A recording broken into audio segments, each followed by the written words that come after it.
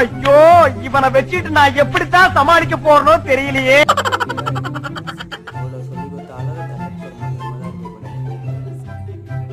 ஆஹா, அத்தை முடிஞ்சிச்சு போலியே.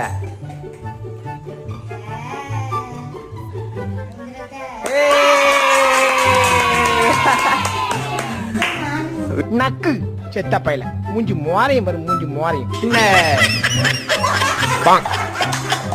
அக்கா